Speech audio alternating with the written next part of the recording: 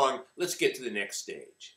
You've now been through the honeymoon stage. Maybe that lasted a couple of weeks. Maybe that lasted a couple of years. For myself and my wife, it was about 2.5 years, the honeymoon stage. Boy, was that great. But now you're starting to get to the end of the honeymoon stage. You've been with each other for a while, and a number of things begin to happen, and we'll talk about it momentarily. And you start to enter what we call the Laurel and Hardy stage. Now, if you remember the Laurel and Hardy movies, there's certain characteristics about them. First of all, it's very physical comedy, a lot of slapstick, but in particular, in a lot of their movies, you'd see instances like this one. For instance, Laurel and Hardy are working construction, and Laurel's walking by and he's carrying this ladder with him. And Hardy calls out to him, Laurel turns around, and the back of the ladder whacks Hardy in the head. And Hardy goes reeling back, and there's a plank like a seesaw, and on the bottom part of the plank is an open can of paint. Hardy, his foot lands on the high end of the plank, and the paint goes flying up, and it lands on Laurel's head. And this is the kind of humor that actually was quite funny, and it was quite consistent throughout their movies. Now, the key piece here is that they continually are beating each other up and hurting each other and harming each other, and in much of the time, not in all the cases, but much of the time, it is accidental. The harm that gets done to each of them is done through their lack of skill and through their clumsiness.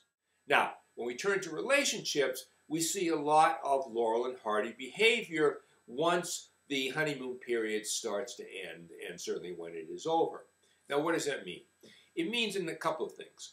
First of all, remember in the last video we talked about it in the honeymoon stage, that, for instance, let's say you're watching television with your new partner and things are great, and your partner gets up and goes to get some water or a popcorn, let's say it's popcorn, and brings some back for, let's say it's the man, brings some back for himself, but doesn't bring some back for you.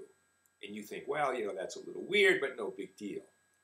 But now by the time you're 6 months or 2 years or whatever down the line in the relationship, what you may start to see is that individual behavior of not paying attention to you, not thinking about you, being selfish, suddenly is a pattern, because you now start to see a number of instances where, in this case, he is, again, not paying attention to you, not thinking about you, or being selfish.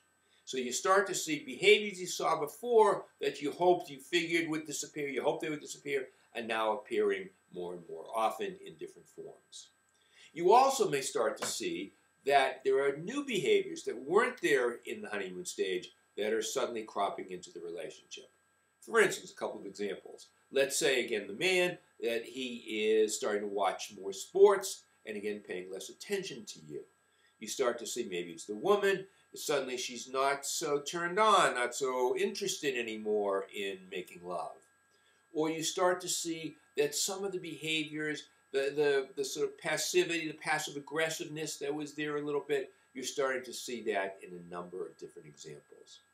And you also may start to see, if you're paying attention here and tuned in to the fact that we all have unconscious behaviors, that some of those unconscious behaviors and unconscious patterns are beginning to play out. So as an example, again, in the Laurel and Hardy stage, that let's say that the woman in the relationship grew up with a very demanding father who barely listened to her, might yell at her, certainly wasn't a very fuzzy, cozy, warm, fuzzy, cozy relationship, right? And what is happening here is the unconscious pattern of how she has learned to relate to a man like that in order to get love from him, that she is starting to do some of the same kinds of behaviors, and she is actually flipping into more of a childlike behavior, and particularly if he himself starts to show more and more of the demanding behavior that he, for instance, may have learned and that previously wasn't shown up. So again, in this stage, we're starting to see both old behaviors and new behaviors emerge, and the outcome is that, again, accidentally, not intentionally necessarily, they are whacking each other around. It's as if they're playing ladders and playing paint cans. They are hurting each other, and they are damaging the relationship, largely out of their skill, largely out of their clumsiness in relationship, and that is beginning to take a toll on the relationship. Two other quick points about the Laurel and Hardy stage. The first is that in this stage, in the Laurel and Hardy stage, the two partners are still very much in love. They're still very much friends. They're still very much on the same team. Yeah, they don't like it. They've been getting whacked around psychologically and emotionally here. But again, it's by accident, and it's no fun, but they're still on the same team. And the second point, which goes directly with the first one, is that they need to talk through whatever the issues are, however they're getting whacked around psychologically or emotionally here, even if by accident, in order to stop it or absolutely minimize it. Because if they don't have the skill to talk these things through at this point, if they're afraid to bring it up because the other person might leave, or who knows what their fear is, what the fear is here. If they don't bring it up, the patterns will only continue, it will get worse, and given some time, they will enter the next stage, the Three Stooges stage of relationships. But before we look at the Three Stooges stage, take a minute and ask yourself, as honestly as you can, are you right now in your relationship in the Laurel and Hardy stage? Are the behaviors you're performing that are regularly whacking your partner in the head psychologically and emotionally?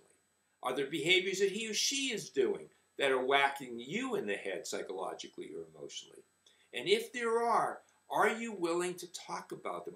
First of all, are you talking about them right now? Are you willing to talk about them with your partner? If you're not willing to talk about them, what is the fear?